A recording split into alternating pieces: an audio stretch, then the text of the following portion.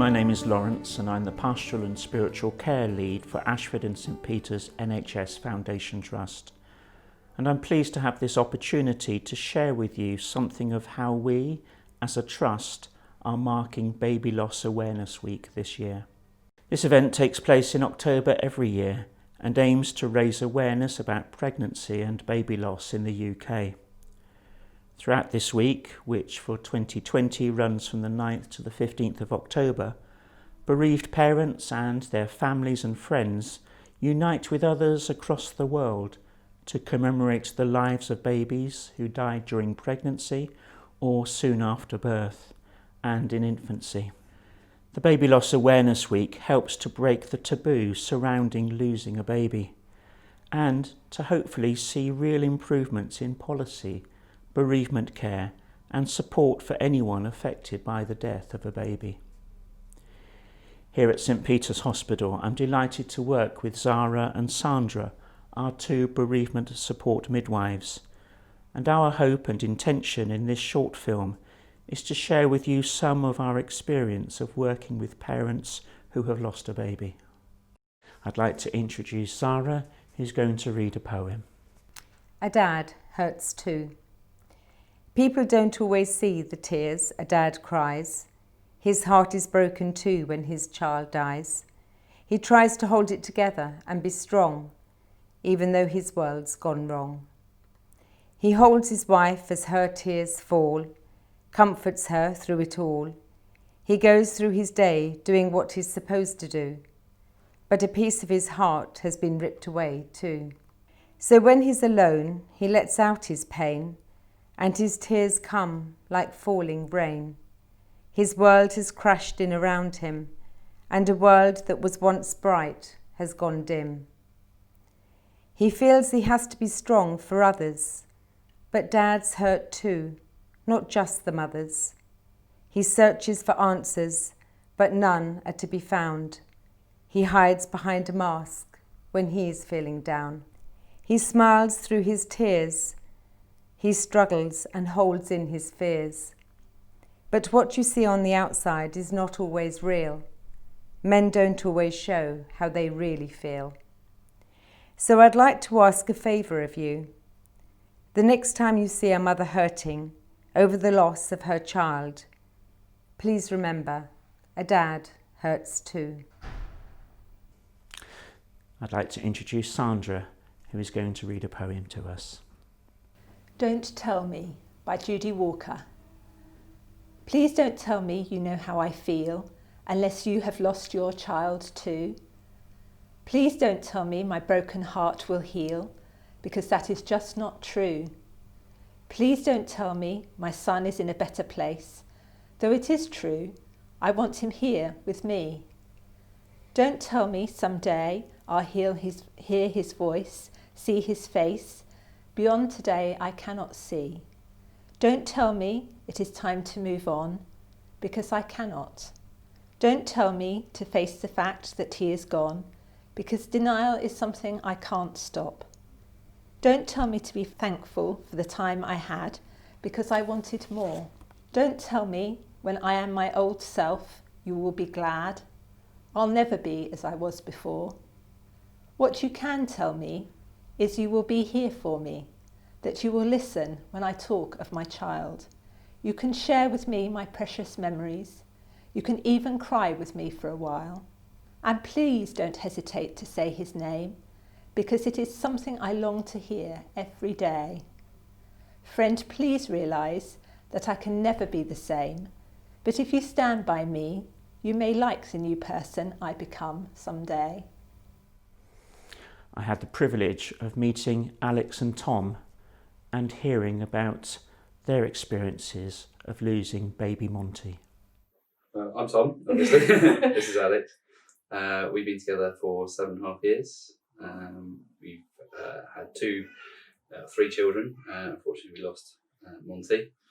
I'm currently an Amazon delivery driver. I'm a dance teacher. So back in 2018, we found out we were pregnant with Monty. We didn't know if we were having a boy or a girl. Went on holiday to Spain. Everything was normal. Everything was absolutely fine. There hadn't been any issues with the pregnancy. Came back from Spain, thought there was reduced movements, so went to the hospital, and then heard those horrible words of there's no heartbeat. So that was in August 2018, and then He was what, 28 weeks? 28 weeks, yeah. So he's our special little boy, isn't he? He is, yeah. Oh, and when you had that news, I mean, how did you feel? For me, I felt like I was it was a bit like I'm in a movie. Okay. Sort of, we went into one of the small rooms, and then it was we're going to go and get somebody else, and I just knew. We actually had our eldest daughter with us at the time, so she was, after a few phone calls, quickly whisked off downstairs to go off with some friends. Whilst Tom was doing that, I was then moved to the away from home room, and somebody came in and gave me the news. Unfortunately, you missed Before I it. got back, yeah. It was 30 seconds before Tom got back in the room. But yeah, There's a general feeling of sort of emptiness and not really. It takes a while to process it. Yeah. Sure. Because obviously it's exactly the opposite of what you're expecting Of course. to happen. And yeah, just complete emptiness, and coming home without him is probably one of the hardest things that we've about the whole situation is that we couldn't go through. Yeah. Thank you for sharing those thoughts and feelings that you had. I'm wondering what helped you at that time. Number of things. I mean, each other. Definitely each other, yeah. I think already having a child hugely helped. Sure. She definitely gave me, and she had to go to school, so there was that to get up for. But in those few days, the staff at the hospital, the midwives, were absolutely incredible, and I don't think we could have got through it without them. We obviously have a very understanding support network of family and friends that accept how we've dealt with it and how he is still in our lives. And then, I mean, I did counselling afterwards with the bereavement counsellors at the hospital, which helped. You had your friends, didn't you? Talking about it really is a key thing. There was a point where actually I didn't really care if you wanted to hear it or not. I'm going to tell you. Yeah. Sure. And I think sometimes that's how you have to be. You shouldn't worry about how you're going to offend other people, or if people are going to like hearing about it, or if it makes them feel uncomfortable, because for me it was part of my grieving process for him, and I think it still is. I mean, everyone around us knows, and if anyone ever asks us how many children we have, we always tell them that we've got three, because we do. And everybody's different, but it's also something that's not talked about very much. No, Sure. I was just thinking as you were talking then about how others react to you. And so this is a very personal journey that you're on, and people might feel a bit strange, and do I say anything or don't I say anything? Am I going to offend, or am I going to upset? So a lot of that sort of stuff for you to have to contend as well. I've had those comments from a lot of people, but sure, once you sort of talk to them, they're absolutely fine, and some of them have questions, some of them don't. It's normal, but it's definitely something that should be talked about more.